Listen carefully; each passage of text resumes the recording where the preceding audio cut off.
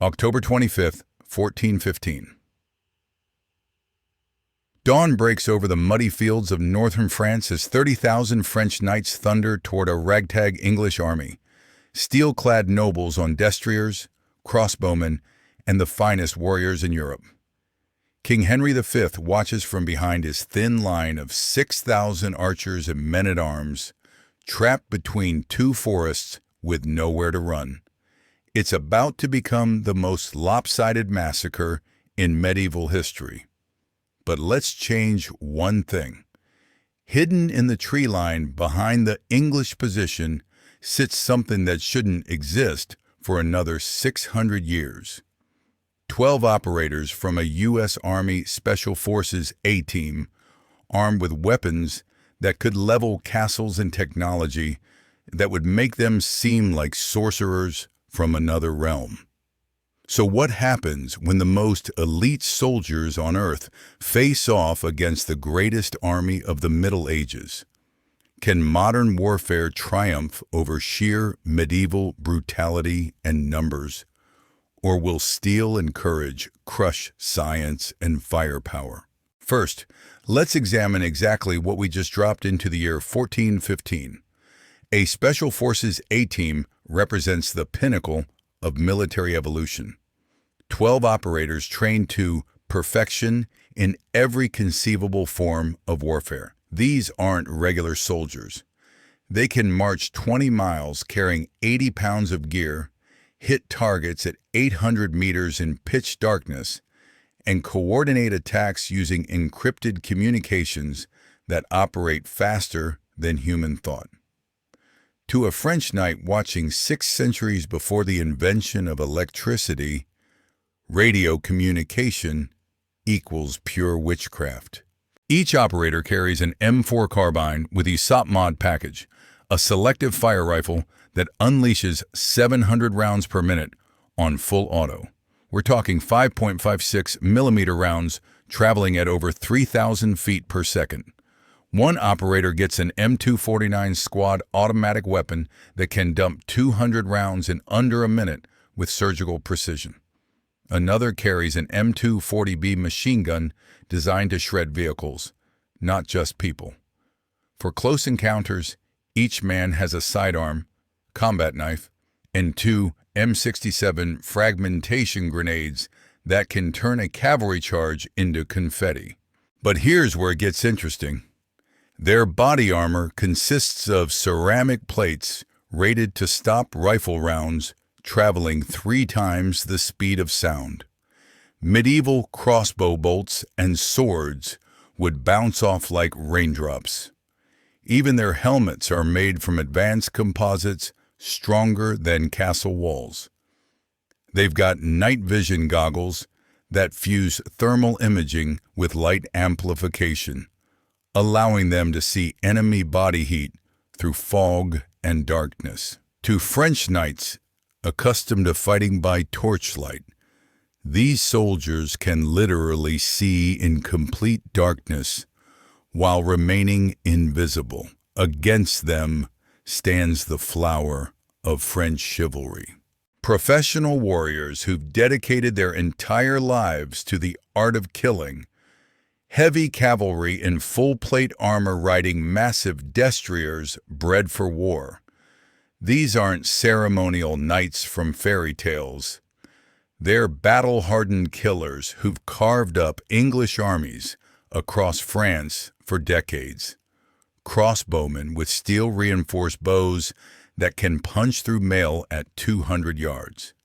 Men-at-arms carrying 2-handed swords designed specifically to crack plate armor. They know every trick of medieval warfare, and they're absolutely fearless. The French formation is a thing of terrifying beauty. Thousands of mounted knights in the center, flanked by crossbowmen and infantry. Their steel plate armor gleams in the morning sun, each suit worth more than a peasant's lifetime earnings. The destriers snort and paw the muddy ground, eager for the charge. These horses are weapons themselves, trained to bite, kick, and trample enemies underfoot. Leading this medieval juggernaut are some of the most famous names in French military history. Veterans of countless battles who view the trapped English as easy prey. They've never lost a pitched battle against such overwhelming odds. Why would today be any different? But there's something they can't possibly understand.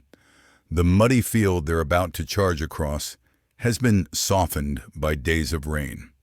Perfect terrain for longbows and English tactics. Terrible ground for something else entirely. Modern warfare doesn't care about honor, chivalry, or fair fighting. It cares about overwhelming technological superiority applied with surgical precision. The Special Forces team spreads into a defensive perimeter behind the English archers, invisible in their advanced camouflage. Their thermal optics are already painting targets across the French formation. Horses glow like beacons against the cold morning air.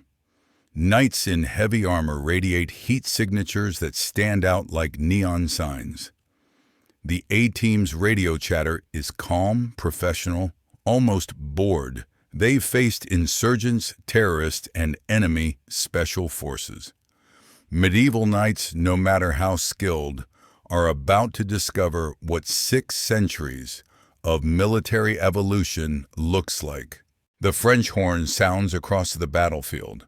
30,000 warriors surge forward in the greatest cavalry charge medieval Europe has ever assembled. The ground trembles as steel-shod hooves pound the muddy earth. Banners flutter in the wind. Lances lower in perfect unison. It's a sight that has broken armies and toppled kingdoms for centuries. But today, something's different. At 1,200 meters, thermal scopes lock on to the advancing mass. The A-team leader's voice crackles through encrypted comms. Target acquisition complete. The French knights have no idea they've just entered a kill zone that extends further than their eyes can see. Medieval warfare operates on visual contact and courage. Modern warfare operates on mathematics and precision. The first M240B machine gun opens fire at 800 meters. 7.62 millimeter rounds streak across the battlefield faster than sound itself. To the charging knights, horses simply begin collapsing for no apparent reason. No arrows, no visible threat. Just invisible death reaching out across impossible distances. The psychological impact is immediate and devastating.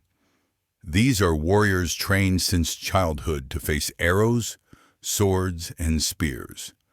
They have absolutely no context for what's happening to them. A second machine gun joins the symphony of destruction.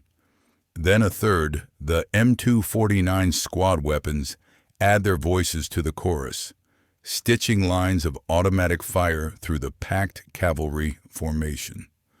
Knights who've survived dozens of battles watch their destriers crumble beneath them. Armor that can stop crossbow bolts and sword strikes offers zero protection against high-velocity rifle rounds. Steel plates designed to deflect medieval weapons shatter like pottery against modern ballistics. The French crossbowmen try to return fire, but they're shooting at ghosts. Muzzle flashes wink from positions they can't even see clearly. Their bolts arc uselessly into empty air, while invisible bullets find their marks with mechanical precision. One crossbowman manages to loose a shot toward the tree line before a 5.56 round removes him from the equation permanently. But here's where medieval courage meets modern reality. These aren't peasant levies or untrained militia. These are professional killers who've built their entire identity around facing impossible odds. Instead of breaking, the surviving knights spur their horses harder. They've committed to the charge, and French honor demands they see it through. Death before dishonor isn't just a motto, it's a way of life. At 400 meters, the A-team switches to rapid semi-automatic fire. Each trigger pull is calculated, precise, lethal. No wasted ammunition, no emotional shooting. Just cold, professional elimination of targets.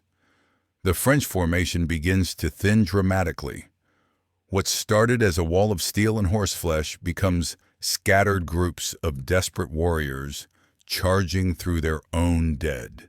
When the smoke clears and the last echoes of gunfire fade across the muddy fields of Agincourt, 12 modern operators would stand victorious over the greatest medieval army ever assembled. 6 centuries of military evolution compressed into minutes of devastating efficiency. Medieval courage and honor, no matter how legendary, simply cannot overcome the brutal mathematics of modern warfare. The flower of French chivalry would learn that technology doesn't care about your reputation, and firepower trumps valor every single time.